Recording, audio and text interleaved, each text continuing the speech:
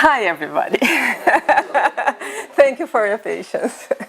But before we enter the title of our reflections today, that is Gospel and Spiritism, a Possible Dialogue, I would like to first thank the work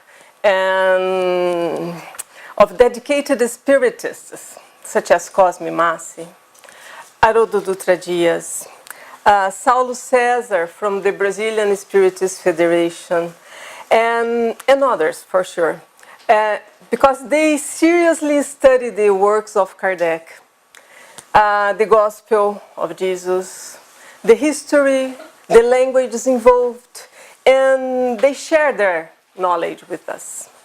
And by doing so, with this loving attitude from their part, they help us to have information that we can share with you, even if we have to translate everything, but we have good information, and also it helps us to educate ourselves. And just for us to remember, educate ourselves is the second best advice that the high spirits gave to us spiritists. Okay? So, I would like to begin our reflections with this book here, Posthumous Works. Unhappily, we don't have it in English yet. I hope soon, because it is a very rich book. Because besides the content that we find in this book that was put there by the editor, such as Kardec's biography, the speech that Camille Flammarion preferred at Kardec's burial. We find in this book, in notes written by Kardec, the making of Spiritism. Okay? We have facts, we have messages that the Spirit sent to Kardec. We have the help Kardec had, the difficulties he faced in this time of decodification of Spiritism. So it's from this book that I got a note from Kardec that will take us back in time. Okay, so prepare yourselves for this trip and let's go there. And the time is August 9, 1863. The place is Ségur. Kardec retired from Paris to this place where he had a small property. And he went there in order to dedicate all the time he could to the new work he was preparing. And a work, by the way, he had kept the title secret. Nor even the editor knew about it. Monsieur Didier only knew about the title of the new book at the time of the printing of the book. Okay? And the book was this one that was published the next year, 1864, The Imitation of the Gospel. This title Kardec changed, attending remarks from the same editor and from other people. He changed it to the title that we know now in the second edition of the book. He changed it to the Gospel according to Spiritism. Okay? So, while Kardec was staying there in Ségur, and Kardec sends a very simple question to the Spiritist Society of Paris in order that they could propose that questions to the spirits during the mediumistic session of that week. And he receives the answer from the spirits, okay? And he writes in his notes, Kardec writes in his note, that the content of that answer could not be taken as a preconceived idea of the medium, Monsieur Dambel, because nobody knew about the book he was working on. Okay? So the question that Kardec sent to be proposed to the spirits was this one here. What do you think of the new book I'm working on at the moment? And their answer, this book of doctrine will have considerable influence, for you explain capital questions, and not only the religious world will find in it the maxims that are necessary to them, but also the nations will draw from it excellent instructions for their practical life. You did well by addressing the issues of high moral practice from the point of view of general, social, and religious interest. Okay, another message comes from the spirits reaffirming the importance of that work in progress. And the message comes in the following month, September, and they say this: you now understand why we needed to have you under our hands, free of any other concern than that of the doctrine. A work like the one that we are elaborating on common agreement needs recollection and sacred seclusion. I have a keen interest in your work, which is a considerable step forward, and after all, opens to Spiritism the broad road of useful applications for the good of society. So moving forward, the Gospel and Spiritism, hashtag a possible dialogue, okay? Back in time. So how important is this book in the Spiritist context? Why do Kardec and the spirits weave this dialogue between Spiritism and Jesus' moral teachings? And in order that we elaborate on those questions, I would like to invite you to rewind your tape as I rewind mine, revisiting some concepts that are important for us to revisit. For example, we need to revisit the religious aspect of Spiritism in order to place this book in the right place it has in our doctrine. So Kardec talked about the moral consequences always that the learning of Spiritism would produce. And also, Kardec was clear that we can only say that Spiritism is a religion in the philosophical sense, and meaning that it would mean that bond that unites the people for an ideal, okay? But we can also say, we can add that this religion in the philosophical sense means our reconnection to God, okay? It plays the role of reconnecting ourselves with God. And we do need so, don't we, to be reconnected with God? Because this immersion that happens when we incarnate, during this time we may kind of lose track of our spiritual origins. It may happen, and mostly happens, okay? So that's so important, this reconnection with God.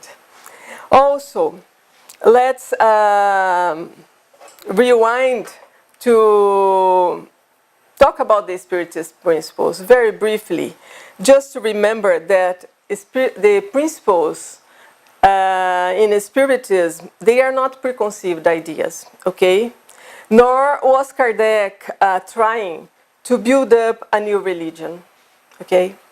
When Kardec came with those principles that we can summarize in 5 principal ones, the existence of God, the immortality of the soul, the reincarnation, the incarnation on different worlds, the intervention of spirits in the physical world, Kardec concluded those principles through the observation of the spirit's phenomena.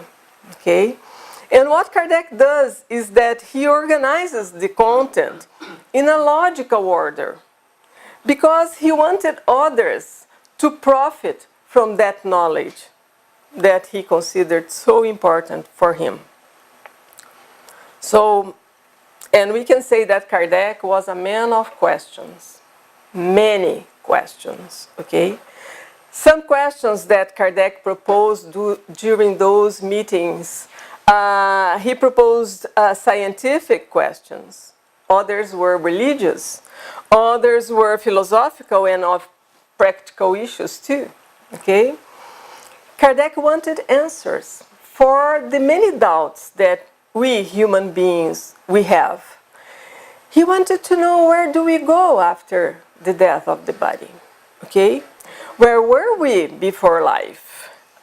Is there a hell? Is there a heaven?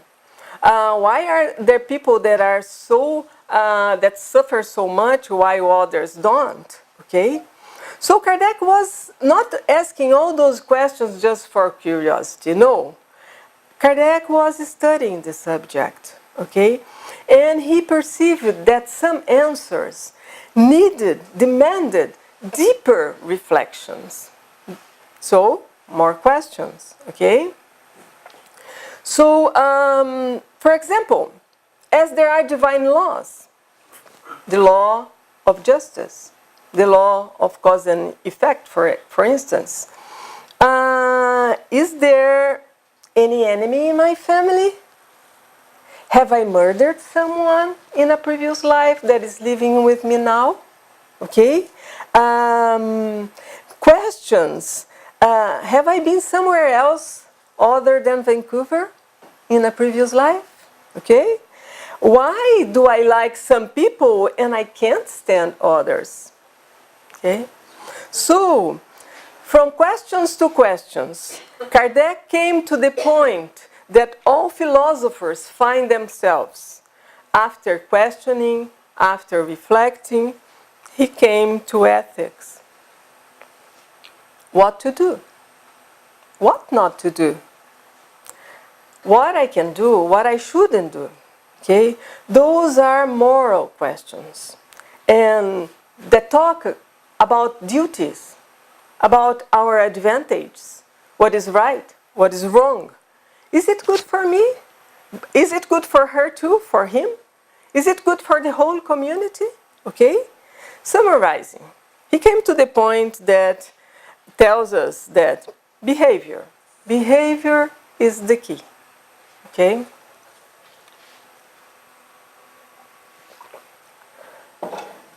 And we can ask now, how does behavior set your future, my future? Okay? And our Spiritism recognizes that the way of living has a strong implication in the future of the soul. Okay? Other spiritualist philosophies also recognize that.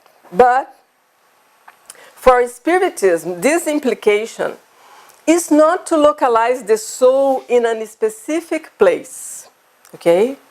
Hell or heaven or some other name, some other place that traditional theologies or other philosophies consider. Okay?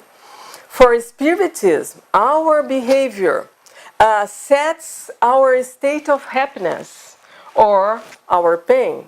Our ability to see as spirits when we are in the spirit realm. Our ability as spirits to see at a distance. Our ability to act upon the world, even the spiritual world and the material world. It sets our ability to interact with other spirits and with spirits that are incarnate as us. Okay? In summary, it sets our freedom, okay? But that happens independently. How we move around as spirits, or where we find ourselves in the space around Earth or somewhere else, okay? Independently. And Kardec concludes those conversations with the so-called that they would change the way we live, okay? The knowledge of Spiritism is, let me say, a point of no return for us. From that point, we have to keep going forward, okay? But it's a good point. At the same time, a point that comes with a high charge, a great charge of responsibility for us. Because we have to change behaviors. We have to change the way we live, okay? We see that we need to, okay? We recognize that truth. So, this introduction, I hope it may help us to see that the history of the Gospel according to Spiritism, the context of this book, begins way before the year that the Imitation of the Gospel was published, in 1864. We can say that it began in 1857 with the Spirit's book. The book in the first edition had 501 questions, and the moral part of the book had 175 questions. Okay. It began also there in 1860, in the second edition of the Spirit's book, enlarged to 1,019 questions. 518 questions added. And the moral part, 305 questions. 130 questions more about moral, okay? So, this book, The Gospel According to Spiritism, it develops the Spiritist moral based in the moral laws that were proposed in the Spirit's book, okay? So, after Kardec changed the name from Imitation of the Gospel to The Gospel According to Spiritism, this changing in the title makes a better sense, way better sense, because what Kardec intends with this new book is to study the moral content that is there in the four Gospels of the New Testament. And, but to study through the lenses of Spiritism, okay? To show how Spiritism would interpret some thoughts and acts of Jesus, okay? So, hashtag the origin of the dialogue, okay? Let's begin to exercise this understanding of the origins of the Gospel according to Spiritism. And according to Nilza Pelá, a writer in Brazil who authored one chapter of a book about the origins and the structure of the Gospel according to Spiritism, a book that was published by our Spiritist Federation, Brazilian Spiritist Federation. She, very properly, she says that we could begin try to understand the origins of the Gospel according to Spiritism, going to this question of the Spirit's book, question 614. And when Kardec asks, what is the natural law? Natural law is God's law. It alone ensures the happiness of human beings, and it shows them what they should or should not do, behavior, and that they only suffer when they deviate from it. Okay? So, there is a divine law written by the Creator, so His children, us, so we can be happier. We can achieve happiness. And our lesser or greater happiness relates to our proximity to that law or our deviation from it. Okay? And Kardec knew that concerning laws, and we also can conclude that by ourselves, it makes it easier to have a book to consult them. Okay? So Kardec wants to know, where is there a book with those laws? And then he asks questions 6 to 1. Where is God's law written? Okay? And the answer, in the conscience. So it's interesting because humanity, we are so diverse. Okay? But the law that is written in the conscience of each one of us, individuals, is the same. It's the same law, our equality. Okay? And, however, Kardec wanted to know, well, it's in the conscience, so what's the reason for all those books, those revelations? A man of many questions, I told you. Okay? A man of many questions. Since we carry God's law in our consciences, why does it need to be revealed to us? You have forgotten and misinterpreted. Is right, Erica? God wants it to be recalled to your memories. Okay? So, this we can tell by ourselves. Okay? We can tell by ourselves. Not always we pay attention to God's law in our conscience. It's very easy not to hear those laws because of the noise of life around us. But not only the noise of life around us, our own inner noise, okay, prevents us to hear this divine law that speaks so softly inside us and so strongly at the same time. So, we see, there is a law, there is a book, our conscience, and, however, in our journey as humanity, we needed help to understand that law. So Kardec proposes another question.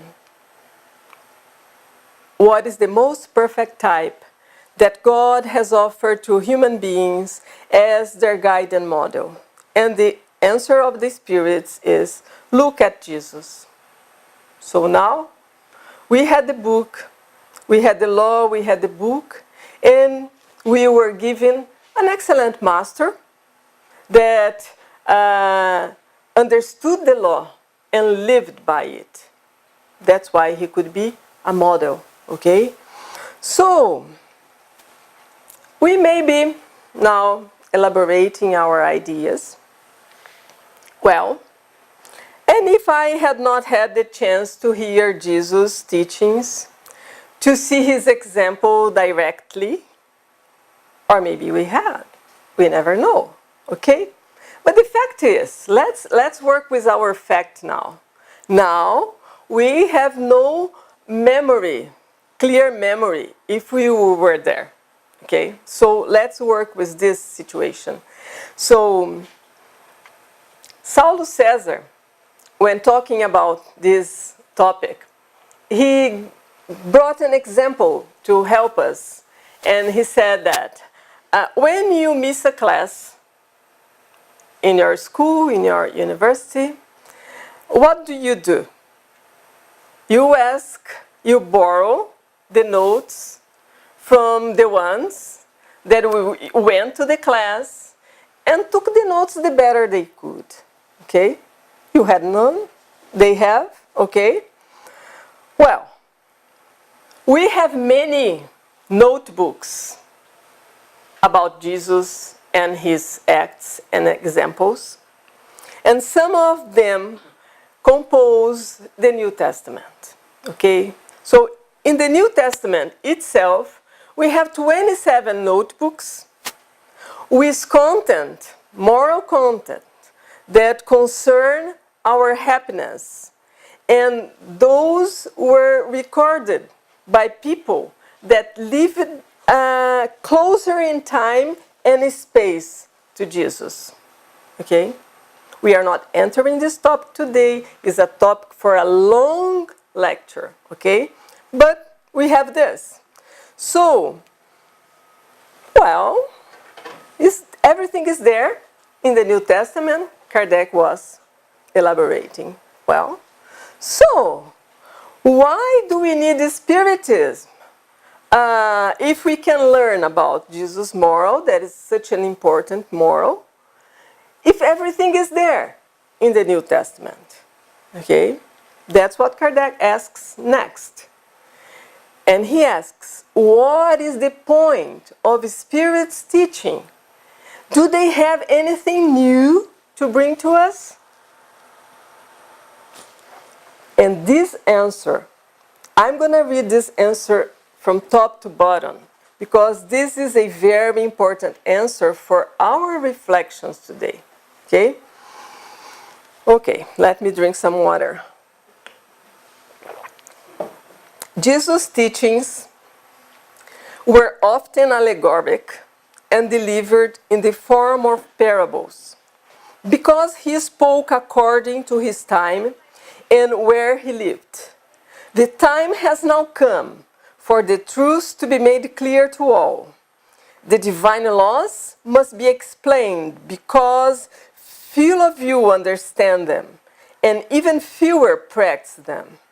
Our mission is to reach the eyes and ears of all, stun pride, and expose the hypocrisy of those who disguise their transgressions under the mask of virtue and religion. The teaching of the spirits must be clear and without error, so that no one can feign ignorance, and so that all may judge it and evaluate it with their own reason. We must prepare for the reign of good announced by Jesus and provide the explanations to stop humankind from continuing to interpret God's law according to their passions and distort the meaning of a law that is entirely love and charity. Okay. This answer, in this sequence of answers, we may say that it seals the bond between Spiritism and the gospel of Jesus. And Kardec may have realized at this point that he would need to revisit the New Testament, and he did so. But he would need to revisit the New Testament in the light of Spiritism doctrine. And we could say that this answer, this last answer, is the kickoff for a new book, for the new book, that is the Gospel according to Spiritism.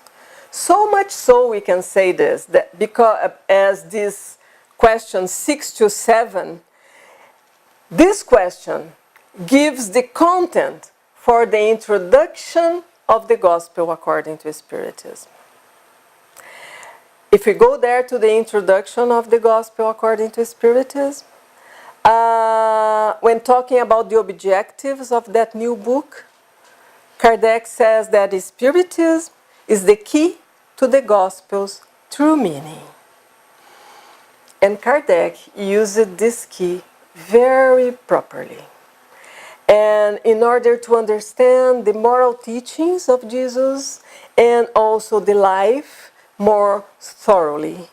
And we can all think that Spiritism is such a perfect tool for our lives, because it not only opens new horizons for us, for our future as immortal spirits, but it also sheds light, uncovers the mysteries that stay there in the past. Okay? So, in the same introduction of the Gospel according to Spiritism, Kardec explains that he is going to study only the moral content in the four Gospels, okay? Because that undisputed moral can serve all humanity and can affect all nations indistinctly, okay? And that's what he does. And he says that the Gospel can be divided into 5 parts. The events in the life of Christ, the miracles, the prophecies, and the words taken by the Church on which they base their dogmas, and the moral teachings. The first 4 have been the object of controversies, but the last, however, has remained constantly inviolate. Before this divine code, even incredulity bows down. This is the common ground where all cults may be united, the flag under which all may gather, whatever their creeds may be, because it has never been a matter of religious dispute. Okay? And Kardec, following his proposal of studying the moral in the Gospels, for example, he brings to the Gospel according to Spiritism, in 5 chapters, he brings content that there are from the Sermon of the Beatitudes, the Sermon of the Mount. That sermon that is considered the summary of Jesus' moral teachings, and also that is considering the moral, the guide that we need to be happy.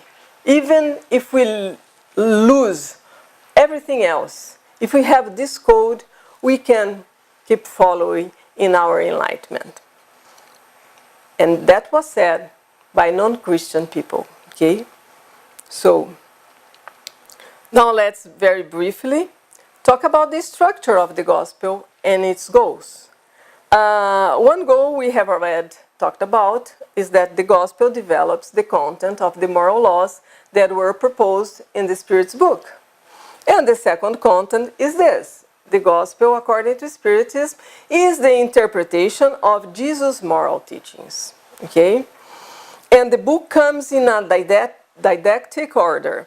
Kardec doesn't follow a chronological order. Okay? But the 28 chapters of the book have a structure that is methodically composed, so as one chapter is the basis for the understanding of the content that comes next, or Jesus' maxims is the basis for the next maxim that comes in the next chapter. So it's a very didactic structure. And the compositions of the chapters too. Kardec presents the text of the New Testament, and then his comments, his analysis on the theme, and then instructions from the spirits, the high spirits. Instructions that came from different mediums, from different parts of the world. And Kardec selected the best ones for that subject. So, it's important for us to study this book with method, okay? And then someone may be asking, well, so I cannot open the Gospel according to Spiritism by chance, as I was told so? Okay? Yes, for sure, we can. And I'm pretty sure that we all have some experience, good experience, consoling experience that happened to us in a difficult time, and we open the book to find the clarification for that moment or the consolation for that moment. For sure, we can and we should. But at the same time, we should not forget that it's important to study with method too, because it's the didactic sequence is composed with so much zeal for this great pedagogue that was Kardec. Okay?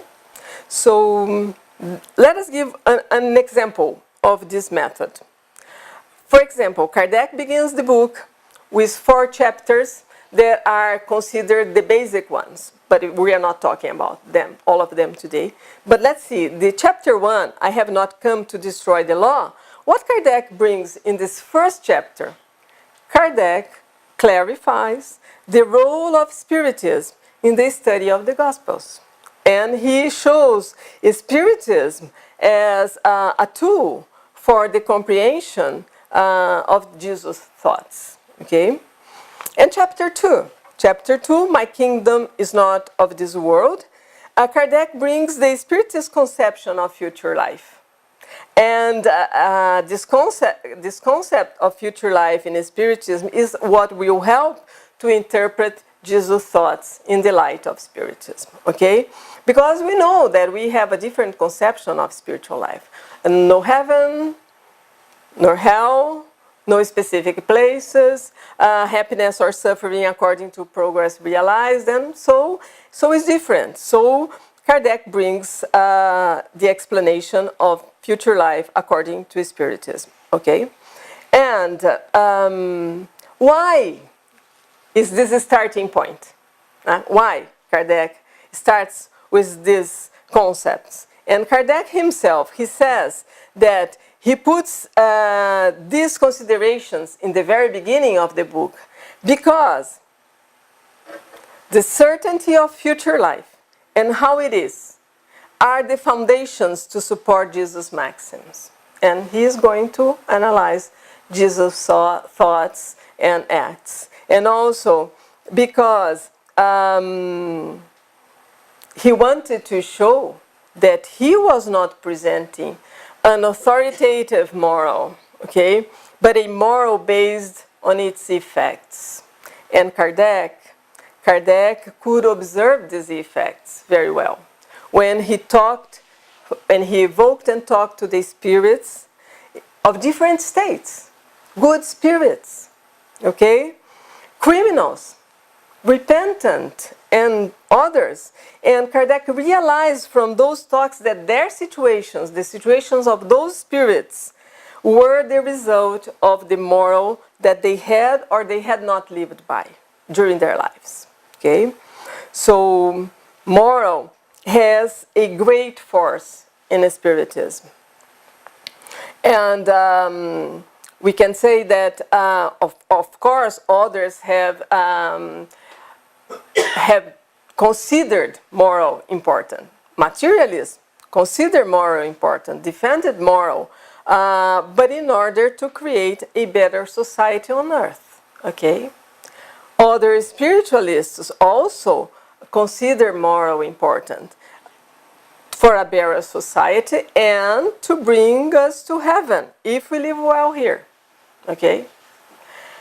But Spiritism, besides considering that moral is important for our life here as a society, to have a more just society, a better social life, Spiritism considers that moral is important for us to build resources, to create possibilities for us spirits to be happier after the death of the body too. Okay? So, this moral in Spiritism that Kardec developed already in the Spirit's book, this moral sustains itself in those effects, in those spirit facts, okay? In the life of the spirits, the analysis of the life of the spirits. With the Gospel, according to Spiritism, Kardec also demonstrates that the moral extracted from the study of the spirits, of the life of the spirits, is also consistent with the moral of Jesus. They are consistent, okay? So, Cosme Massi, in one lecture that I used it also to prepare this presentation today, he says that this coherence gives a stronger power to the New Testament and to Spiritism. To the New Testament, because now it has the support of the mediumistic facts. Okay? It's not anymore a question of authority. Jesus said so. It's there in the Bible. The Bible is a scripture. It's holy book. No, it's not because of that. It's because it's the truth that is achieved by the Spiritist science itself. Okay?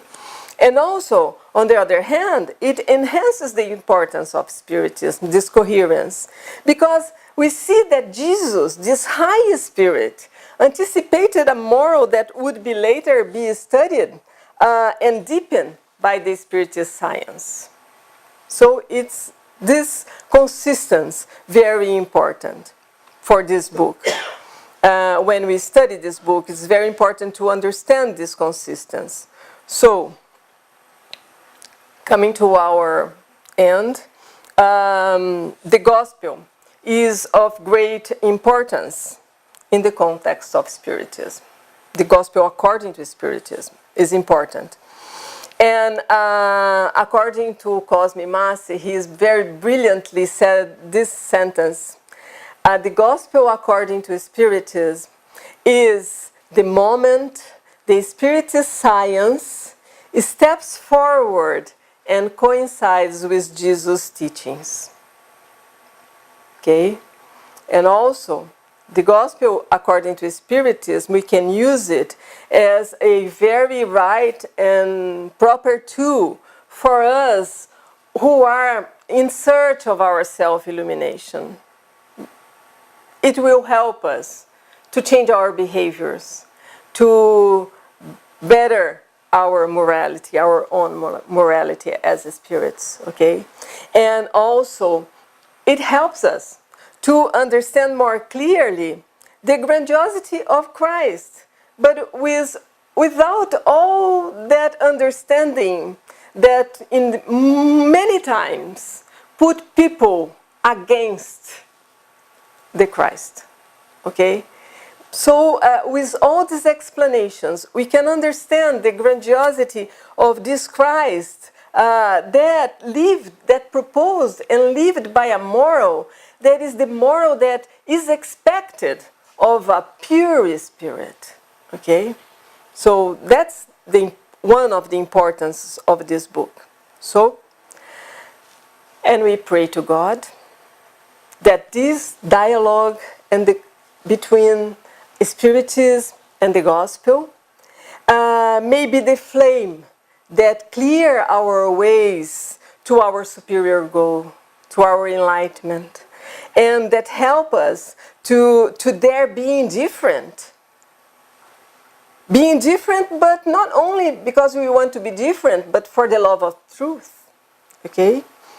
That help us to live our experience here with joy, dignified by this freedom that was given to us, and also by this rational faith that can guide us in our search. Okay? And I truly hope that we find in this dialogue between Spiritism and the Gospel that bond that can unite us all with this greatest force that is the force of God's love. Okay, I hope that we can have some new ideas to reflect about this subject from now on. And thank you very much, and God bless us. Okay.